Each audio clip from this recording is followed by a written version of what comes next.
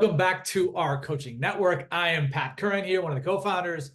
Tonight is session 4 of this great series we've been doing the last several weeks here on building champions, presented by FieldTurf and our media partner, Dave Campbell's Texas Football. Matt, super excited to have you tonight. Appreciate you joining us. Yeah, thank you so much. I really appreciate it.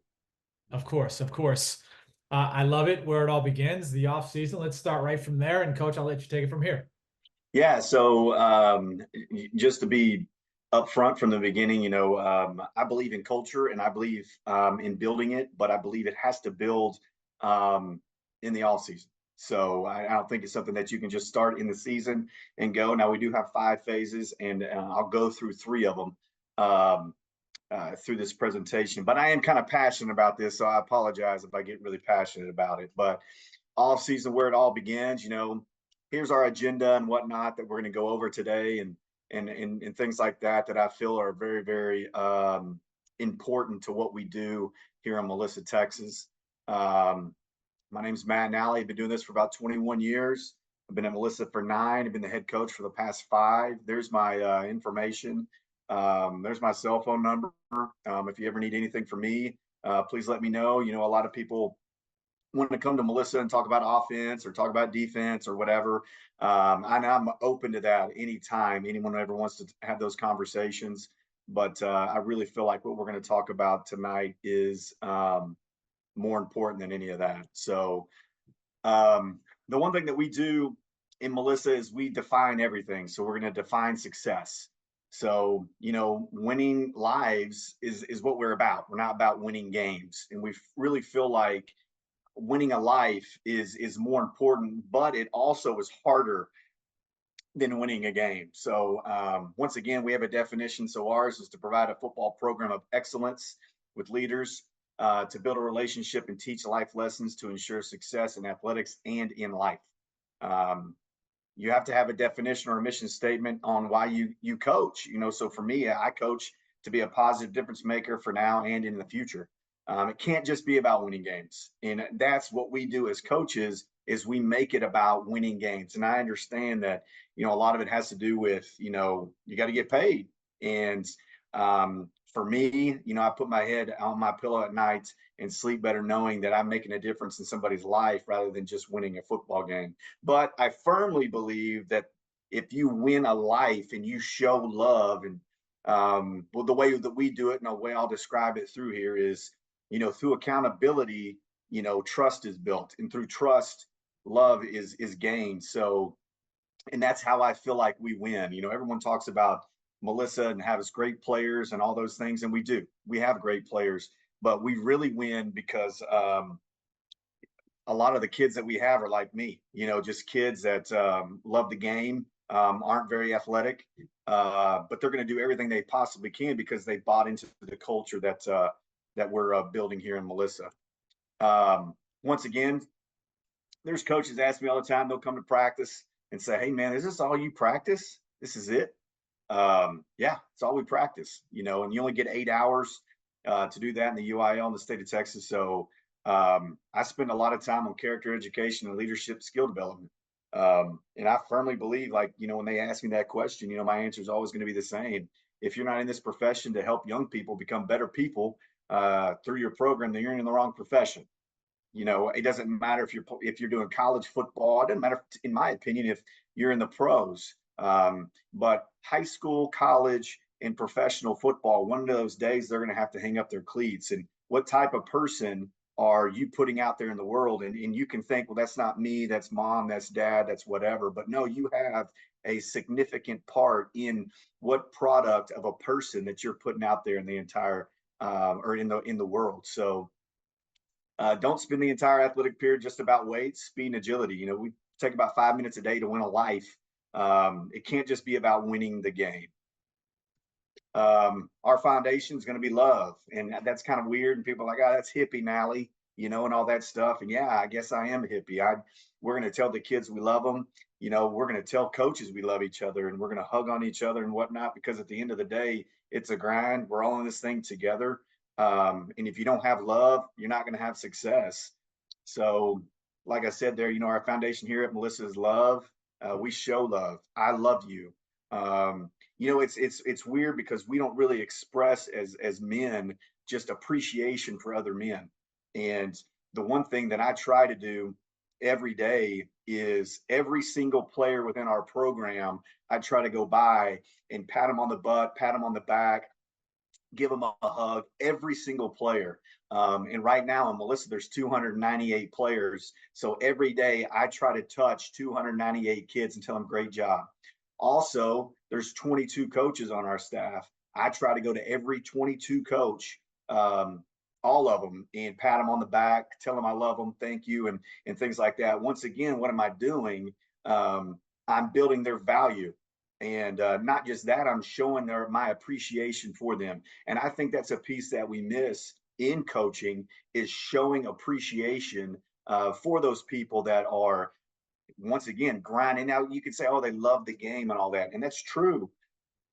I love the game, but I like when someone says, hey, Nally, you're doing a good job. Hey, coach, thank you so much for what you're doing. It makes me, it fills me with joy and appreciation and makes me want to do my job better. So I try to do that with the kids and also with the coaches. You know, the next thing that we do is we don't focus on negativity. You know, we it allows them not to worry about messing up. Now we have coaching opportunities in Melissa, Texas. Absolutely. You know, coaching opportunity might be a little ass chewing. I get it. And that's what happens in coaching. But at the end of the day, we're not going to focus on that negative piece. It's not going to be something that we continue to harp on and continue to harp on and continue to harp on.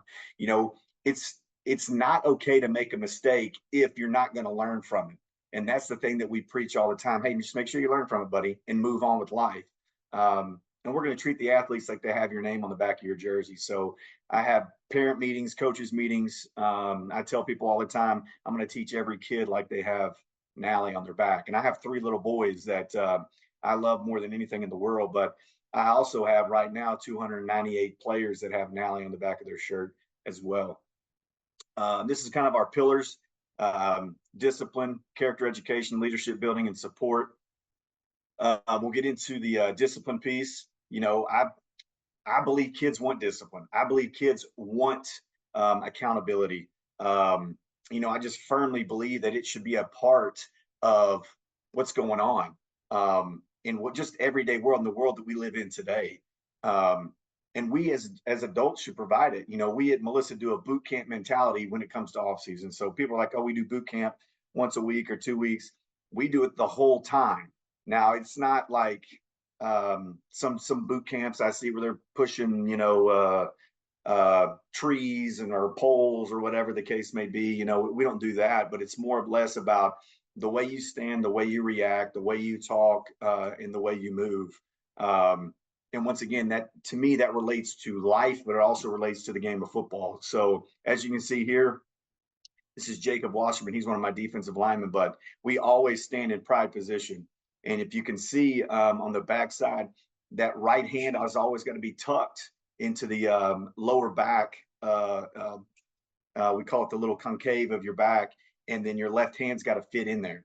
And it's got to look just like that. If your hands go below that, everyone in the entire program has 5 push-ups. If it's above that, everyone in the program has 5 push-ups. And that's just something that we believe helps us, you know, when it comes to a Friday night game in November and December. Once again, you know, we start the day with the kiddos and lines by position. And once again, they have to be in a certain yard line. Their toes have got to be at a certain spot on the yard line. If not, everybody's doing push-ups. We say, give me 2 claps to get ready. And they give 2 claps, they get ready, and they're in pride position. Once again, there are coaches all around here, and they'll say, hey, coach, you know, Billy Bob, he didn't say, or he didn't clap or whatever. Then we're in pride, or we're doing push-ups. So at the end of the day, I know there's a lot of people that do this, but to me, this is key. This is key to what you're trying to set for your program. Okay. Once again, this is the starter kit for me to be successful in October, November, and December. You know, you're going to have your little hiccups in September when it comes to, you know, you might jump off sides or whatever the case may be. But this is the big key to me when it comes to those big ball games that you need, is this right here. You're going to say, coach, standing in line, standing in pride position is a big deal. You dang right it is. Once again, when there's one mistake by one kid, we do 3 to 5 push-ups real quick, and then we get back in lines and get ready to go. The goal is to finish the workout. The goal is not to do a million push-ups. Attention to detail, teamwork is key is what we say, and I'll play this here in a second. But leaders will come out by doing this as well. Sometimes you have kids that you wouldn't expect to be a leader, but they're the ones that'll take control. But as you can see here,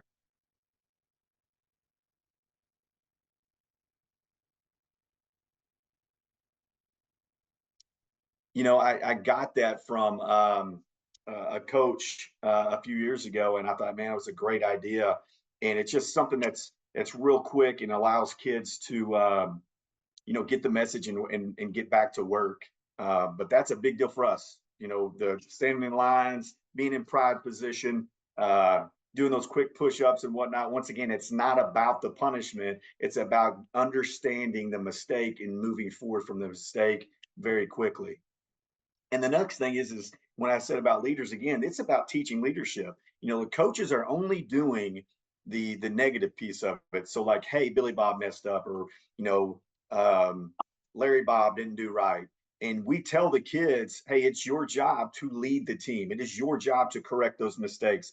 It is not our job to correct those. It's our job to point them out. It is your job as a teammate. It is your job as a leader to make sure that you're correcting that behavior by your teammates. And like I said, you would be shocked to see the kids that come out and who are leaders because of this. Character education. For me, character education is a big deal. It's something that I'm pretty big on. So I'm gonna read this to you, and I believe it's a big deal. It is our job to develop athletes for the next 40 years, not just the next 4. Every day in off season, we spend about 7 to 10 minutes on character education. We do small group by position, Monday, Tuesday, Thursday, and Friday. Then on Wednesday, we do our Red Mafia. So we do a small group meeting. The Red Mafia group is a group of 3 kids that range from freshmen through juniors, and play any and every position. After a month, their group changes, and they start again with different topics to discuss. Character education and allowing the kids to learn each other as people and not just players, in my opinion, builds a better team and a more solid team. So this is something that I firmly believe is something that we miss out on. We miss out on allowing the kids to learn each other. We miss out on the fact that we believe they already know each other. And we don't take that opportunity to allow them to express their own lives to their teammates, and their teammates see them in a different light than just as a linebacker or whatever the case may be. But as you can see, our character education, we developed the character education piece as a coaching staff. We've used Stephen Mackey before and whatnot, and he's fantastic. But we get our inspiration from books that we have read or reading, podcasts or small tidbits that we pick up on social media or the internet.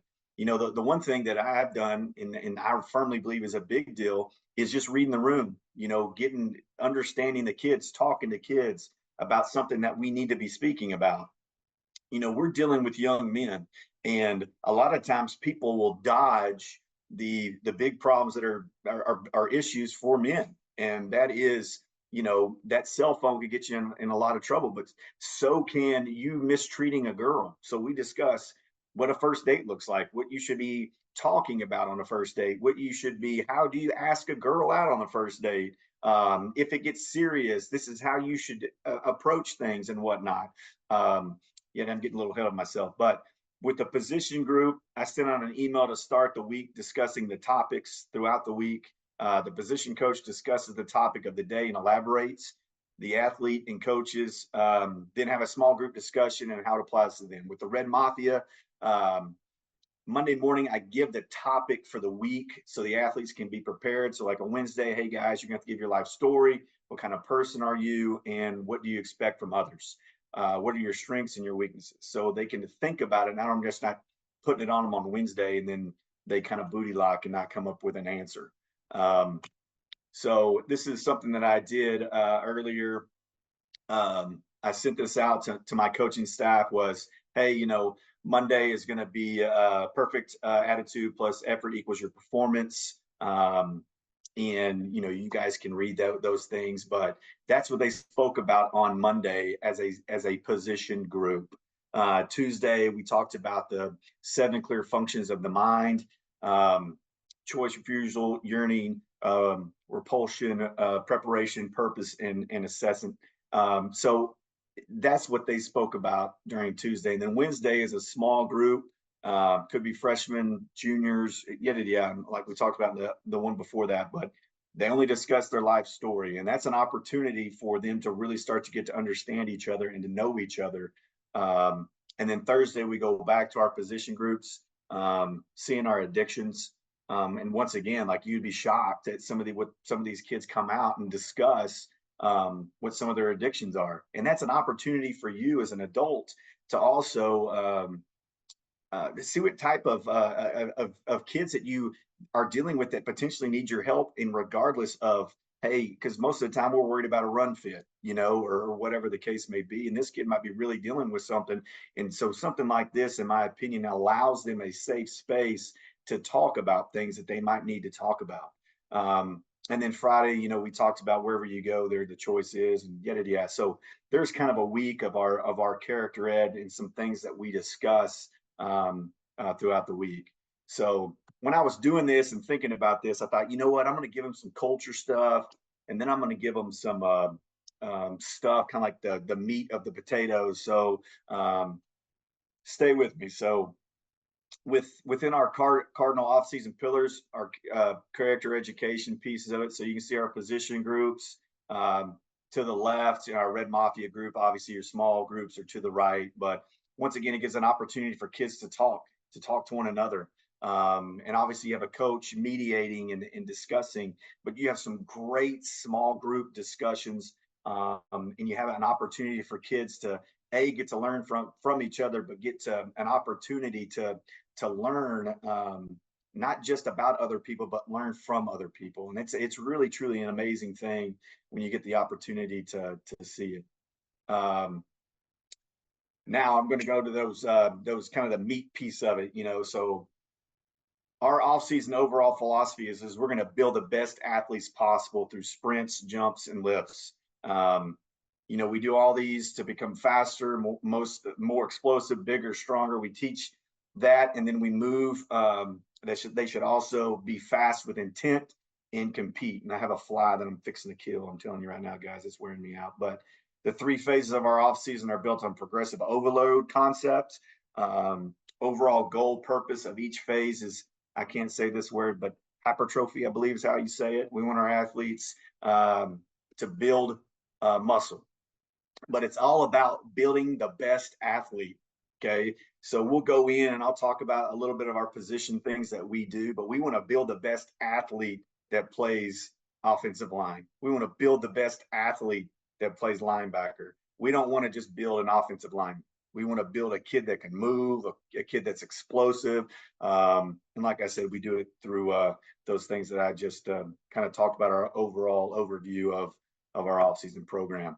We never max in Melissa. And I'm going to get into that. I know it sounds crazy, but we've maxed one time this year because we're a week ahead, but we kind of just did it for fun. But we try to never max because of, I'll get into it here in a second. We should never have to. So our warm up, we line up in lines by position.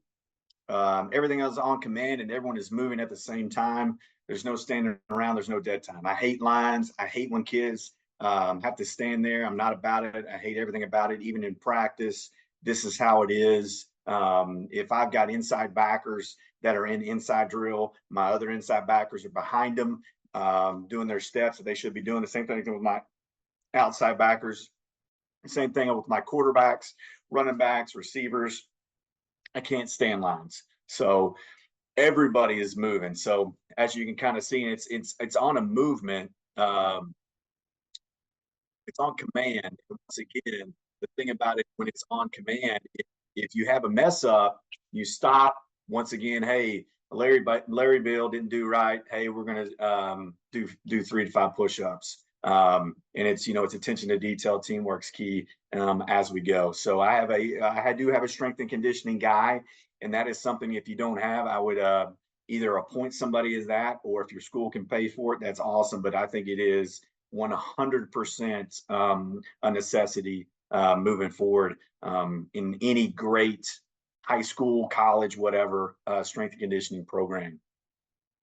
Our phase 1 is 4 weeks, and everything that we do is leading up to spring ball, and then summer is leading up to fall camp, and then fall camp is leading up to the season. So phase 1 is going to be laying the concrete. Our first phase of all season is where we lay the concrete or what we're trying to accomplish and prepare the athletes to do going into phase 2. So obviously, like anything, it's going to be linear. So phase 1 is going to lead up into phase 2, phase 3 to phase 2 to phase 3, phase 3 to phase 4, phase 4 to phase 5. So this is a phase where there's no music.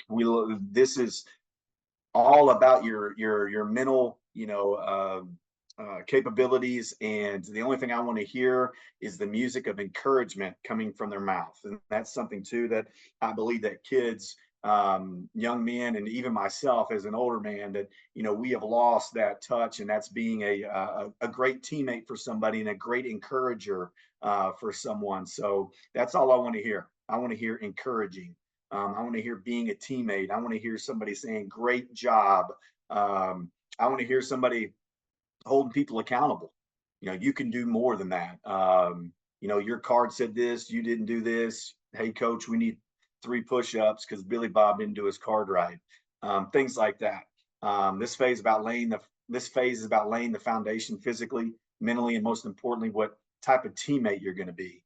We're going to be a general physical preparation, a lot of tempo and eccentric work for muscle growth to help athletes understand and master the lift.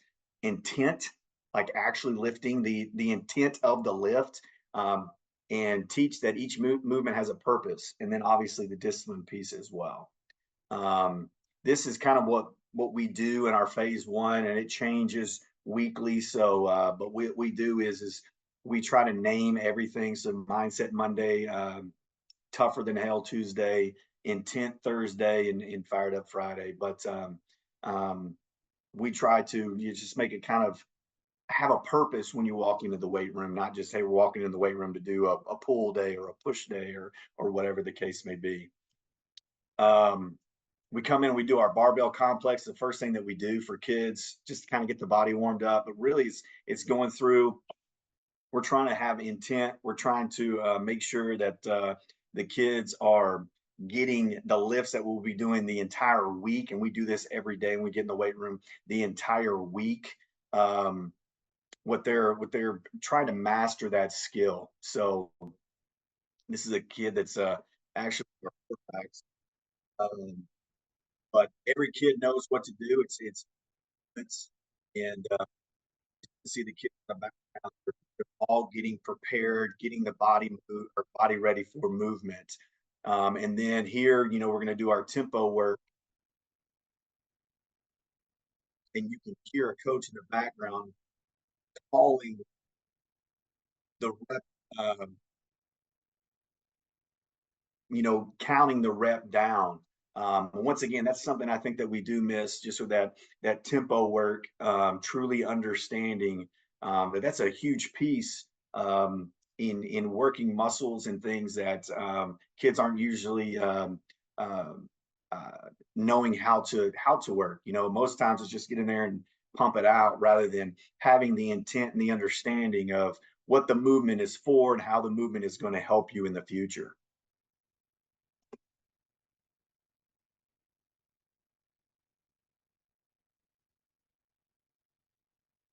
Competition Wednesday, and our phase 1 is what we're going to do is every Wednesday for a month we compete as a program. We're going to split up into 6 teams. The first competition we'll compete in is the following drills. We'll do tire pull, obstacle course, sled push, tug of war, and we mix up our tire pull, or I'm sorry, our sled push. We might do farmers carries. We might do some other things. But that's kind of the base one. we'll always mix up drills to compete in week by week, but tug of war will always be in all competitions. The teams will be given names picked by the athletes, and after a month, the winner will be declared and the team award is given. So we give every kid a T-shirt, or it's a hoodie, that they can pick the design that's on it, and then we have a really ugly team trophy that we give every year for whoever wins. So, but kind of the tire pool, get, um, just have to opportunity to compete. And that's something I feel like we miss out today, as programs. It's still competing. You know, we get so focused on how to run power, or how to run palms, or whatever the case may be, that we really forget that piece of competing. You know, um, our sled push piece. Uh, Once again, it goes back to there's no music, there's nothing. All I want to hear is perfect. Okay? So as you can hear, these kids are encouraging one another. That's an opportunity once again for them confidence. Not just that, it's kind of to see who's going to be a leader, but who's also going to push himself for the team when you get to do these things. And then there's tug of war, which is always going to be the best thing that I believe that you can do. Obviously, it shows the kids that are going to go out there and really compete, but it also shows the kids out there that just you're going to see the intensity of kids trying to win, and that's what you're trying to breed. You're trying to breed people to figure out how to win, and in adverse situations as well. So that I firmly believe in phase one and what that brings in this competition Wednesday that we do. Um, and then we're going to do the metabolic circuit. So the metabolic circuit, it's a Husker Power um, uh, thing. I mean, I got it out of the book. It's amazing, but you're going to do 8 to 10 exercises covering all major muscle groups. And I'm not going to read all that stuff, but example of a metabolic circuit, you're going to always start with squat, and you're going to do now the beginners. It's going to say 2 sets of 10. We've gotten to a point where we're doing 4 sets of 10. So we're going to start with squat, and everything is 4 sets of 10. Now you only got an 80 to 90 second running clock. Now when we get rolling with this, we'll take that 80 to 90 second and it'll go back down to about 70 seconds. So the kids are really having to huff and puff and get through it. But there is science behind it, and you can look it up. I'm not that smart, but then you go through those. You do squat, and then you go through those 8 exercises, and it's a 70. For beginners, it's 80 to 90 second running clock. But it's just once the whistle blows, you're going.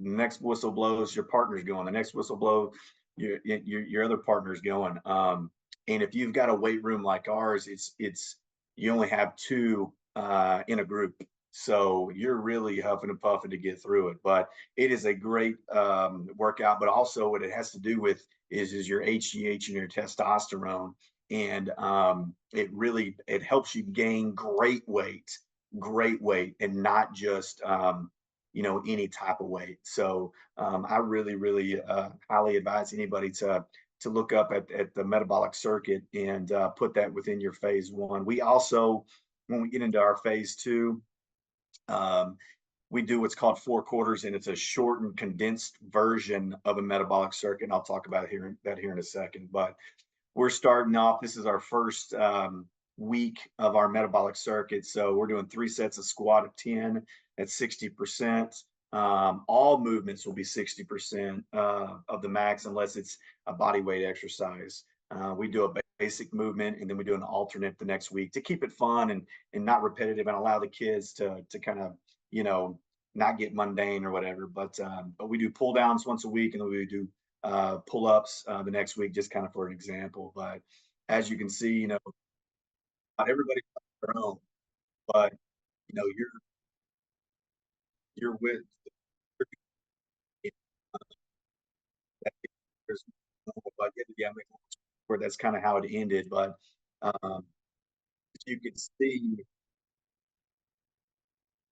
you're on your own and you're going, and everybody's doing a different exercise as you're moving.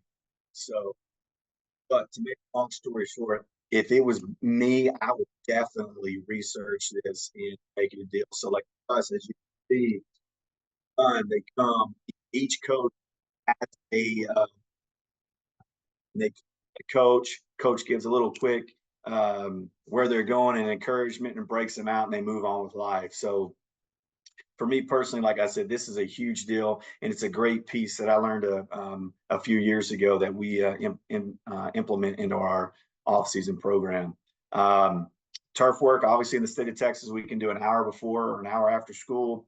So we always do, it fluctuates. We might do our weights 1 hour before and then do our turf during the period, or we'll mix it up. But this is just kind of some things that we do. And once again, if you want to get really in specifics and to do these things, just hit me up and I'll gladly give you anything you want to do, and we can talk through these things and whatnot. Now, the Gallup piece that you see on there, Brian Keegans, who is the strength and conditioning guy at UNT, we went and spoke to him, and he gave us some of these great things just about football movement that we really don't teach. And so, make a long story short, we got with him, and he taught us those things. The next thing, obviously, I'm going to say this to you, and it is key, but organization obviously is the most important thing coming to any off-season program. And once you're organized, then the kids understand that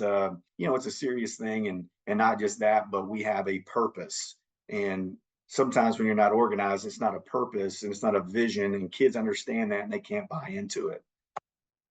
Once again, here's our warm up. We do the same warm up every day and whatnot. But once again, if you ever want to discuss this, if you ever want to get like really in detail on all this stuff, just hit me up and I'll easily hit you up and we can talk about it. But phase 2 is when we really start lifting heavy. We're going to do muscular endurance. From now, our failure sets begin. This is when I was talking about we don't max, because in phase 2, phase 3, phase 4, and phase 5, all we do is max. We're maxing every single day, so we don't have to max. And then we create competitions. Athletes will begin to compete and see who can do the most weight the most times. So we use a PRE chart. And I'm not this smart, but I got this from Kaz Kadati at TCU a while back, and we've been using it. And once again, for me, I do have good players, but most of my players are kids that are like me when I was in high school, just a really good kid that was coachable. And we've got to do things to help max their potential out.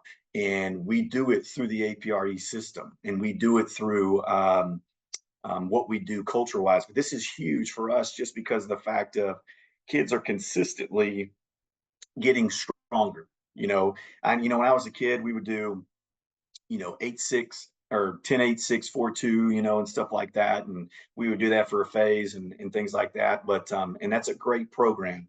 But the biggest jumps I've seen in overall athletic ability, explosion, and overall strength is using the APRE system. So, and once again, their maxes change every single week. Once again, I'm gonna beat a dead horse here, but that's why we don't max in Melissa, because we max every single day, every single week in the weight room. And people ask me, do you do this during the season? Absolutely. I don't believe in maintaining. I believe in you're only getting stronger. So, and here's an example of our phase 2 charts and what you're doing. And, you can see there, and, there's your back squat, your failure set on back squat. You're going to be your failure set on bench, your failure set on just different lifts throughout it. But as you can see, we do our position cleans. So, it's for us, it's going to be about, do you need to put it all the way to the floor? Do you need to put it, a half clean and things like that? And once again, I don't want to get into all those things, but if you want to talk about those things, I can reach out to me and we'll talk about those things in detail. But we firmly believe that. And once again, you see the 4 quarters on the bottom right, and that is our shrunk down, condensed circuit work. So, and that thing will kick their tail. So once you get through hex bar jumps, tempo, incline, all those things, then you jump into 4 quarters, it'll kick their butt. And our phase 3 is 6 weeks. Once again, strength sets are added and failure continues. APR is still in effect. Power, this phase is emphasizing exerting force quickly. And we're really preparing the body for spring ball in our phase 3. So as you can see, things get more intense within our phase 3 and whatnot. So this is just an example of some of the things that we do. But and I don't know if I really described it, but let's just say, we get into back squat here on our second movement on a Monday. And Owen has done 455 and say he's done it 6 times. Well, we have a chart up there that says, right under it says, be humble or be humiliated.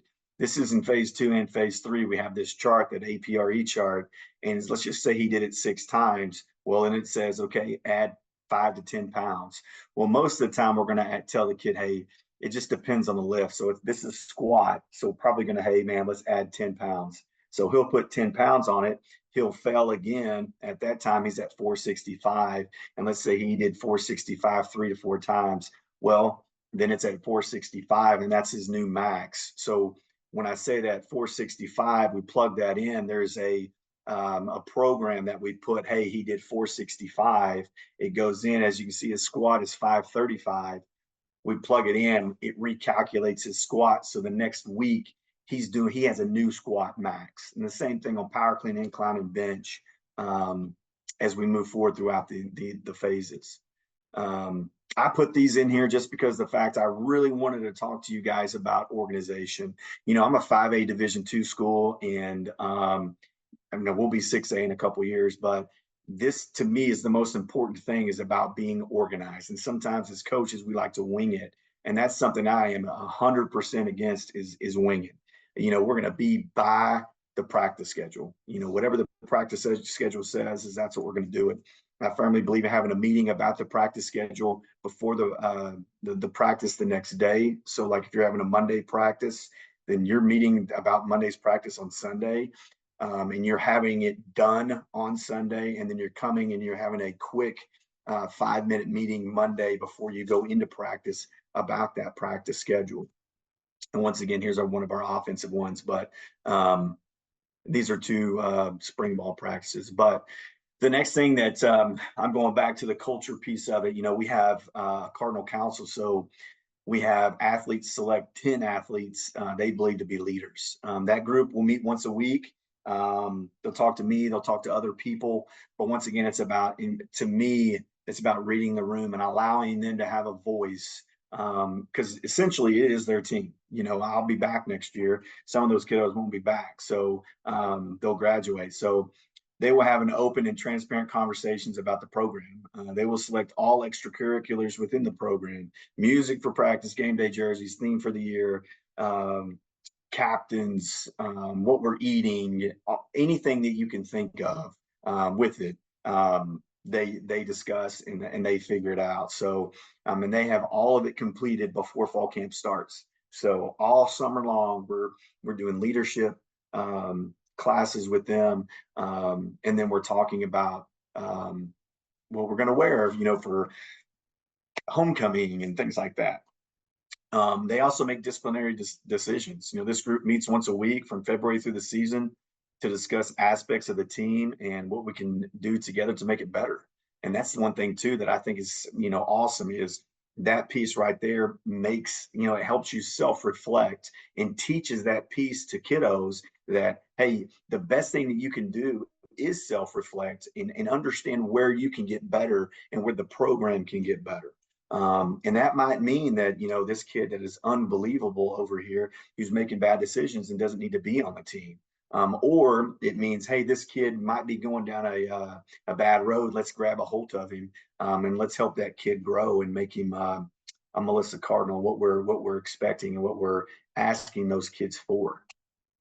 They get their picture on the wall of the field house with their theme and their team's accomplishment. This is the one from a couple years ago. That group's special to me just because of the fact They didn't have the most talented team, but they were a great football team, and they really believed in one another and what they were trying to accomplish.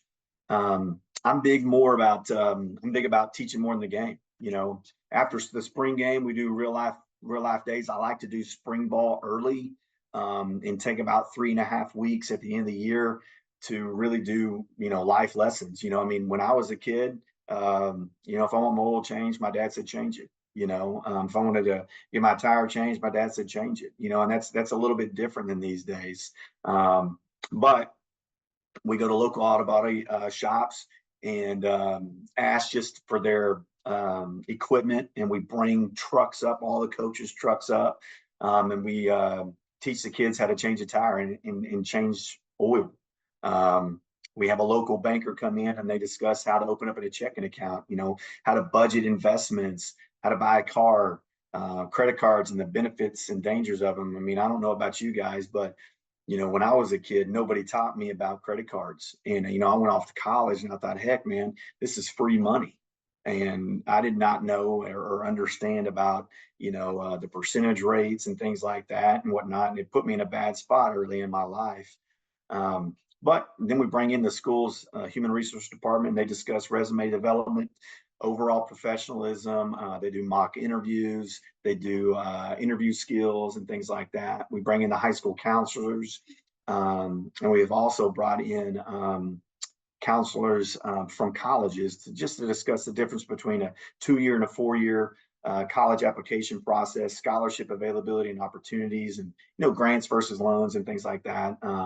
We bring in the cheer squad, and we teach the kids how to dance appropriately while respecting their dance partner.